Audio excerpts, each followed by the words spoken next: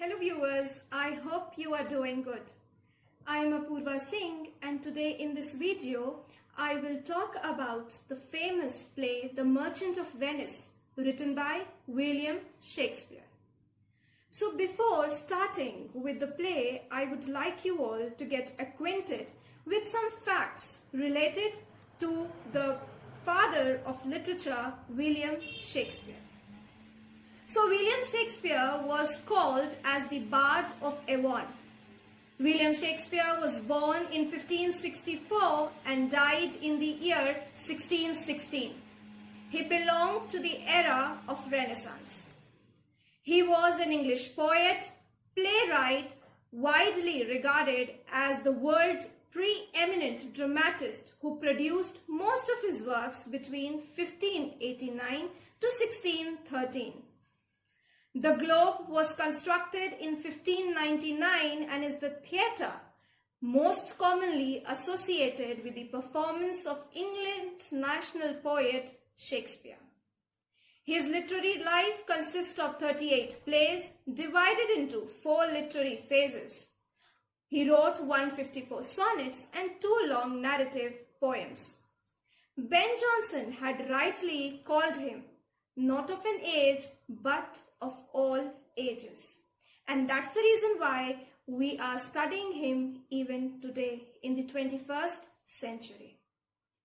So moving ahead, let me give you all the insight of the play Merchant of Venice.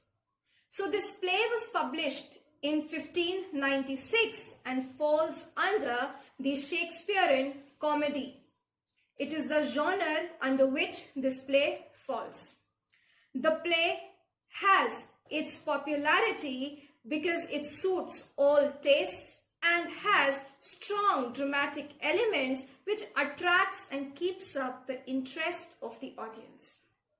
This play takes us on a journey to explore the basic values of love and friendship, aspects of materialism and money, and its importance in human relations. Moralities of lending money also is taught by this play. Shakespeare is justified in naming the play after the royal merchant and good Antonio, who has essential qualities of being the hero of the play. The characters and their motives derives the play forward, which gives pace and elements to fast-moving episodes of the play. So this play has a lot many aspects which keeps the audience together and they wait for the climax to come up. It holds up the interest of the audience, which is very much important for any writer to do. The language used in the play is very colloquial. Colloquial means the language is very common and is followed by quick, long speeches, songs, and dramatic expressions.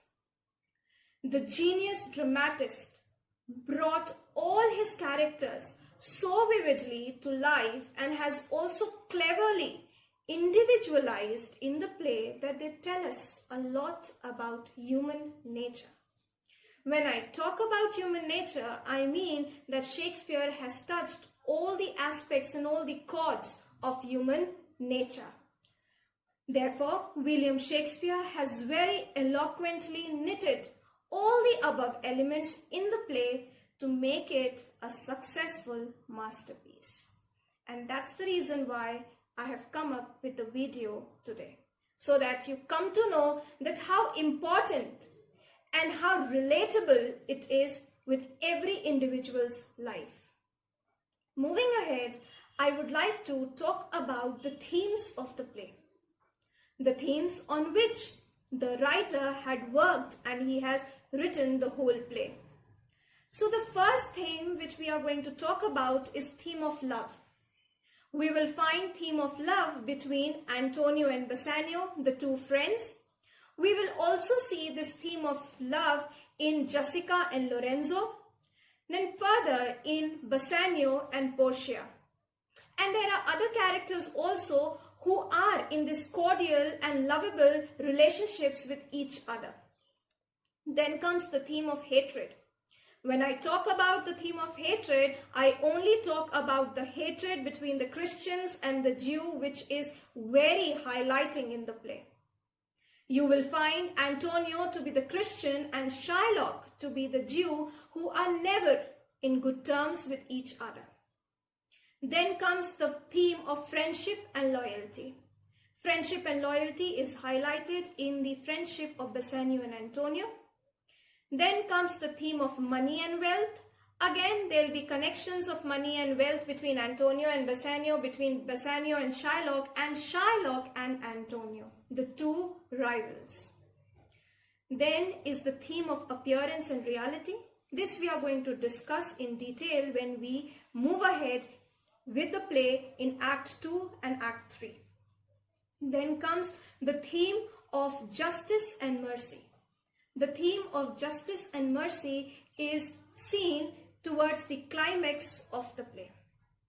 Towards the ending, we will see how justice and how mercy plays its role and how it makes the play interesting. And it also gives us the universal message that it is very important to be merciful, to be good in the eyes of the Creator. When we are merciful, only then the Creator, that is God, is going to help us. Fine. So now we have completed discussing about the theme of the play. So once we have completed with the theme of the play, you must be eager to know about the characters and what were the significance of those characters. So moving ahead with the characters, first one I'll talk about, the protagonist is Antonio. As I mentioned, he's the protagonist, that means he's the central character. And theoretically, he's the central character around whom directly or indirectly the entire play is being performed. Bassanio is his best friend. He is portrayed as a young, attractive man, fond of splendid living, and we find him to be spendthrift also. Both of them lived in Venice. Now, there are two places about which we are going to talk about. First is Venice, where Antonio and all his friends live. The second place is Belmont, where the other characters, are the important characters of the play, live. So moving ahead, the third important character of the play is Portia. Portia is the romantic heroine in the play. She is represented on the stage with beauty and intelligence. Her intelligence will take its heights when we move towards the climax of the play. Then comes Shylock the Jew. Shylock is important dramatic character. He arouses interest and a variety of conflicts in the play. We will find the theme of materialism also being shown by Shakespeare through this character. Nerissa is the servant of Portia, just like that Gratiano is to Bassanio. The further character is Gratiano. Gratiano is portrayed as a talkative, witty, impulsive, good-hearted, and a genial friend. Then we move ahead to Jessica. Jessica is another Jew. She is daughter of Shylock. She is sensible and not as harsh and rude as we find Shylock to be. Then comes Lorenzo. He is portrayed as the romantic character in the play, and he falls in love with Jessica. Then we come to the character of Lancelot and Lancelot Gobbo. Lancelot Gobbo was father of Lancelot, and Lancelot was the servant to Bassanio.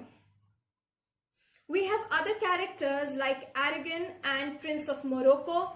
Aragon, Prince of Aragon, Prince of Morocco, Portia and Nerissa, we will find all of them, we will meet all of them in Belmont. Morocco and Aragon were the two suitors who come to woo Portia. When I mention Morocco and Aragon, Prince of Aragon, I talk about them because they had come to Portia, and by their conversation we will be highlighted and we'll come to know about more aspects of human nature. And it is important for you all to know that Portia could not get married to anybody whom she liked. Why? Because she was curbed by the will of her father. Let me tell you once again, she was curbed by the will of her father. Now, what was the will of the father? We'll come to know in the next videos. I hope this video is helpful for all of you. If you found it to be interesting and you found it to be knowledgeable, please like, share, comment and subscribe. Thank you very much.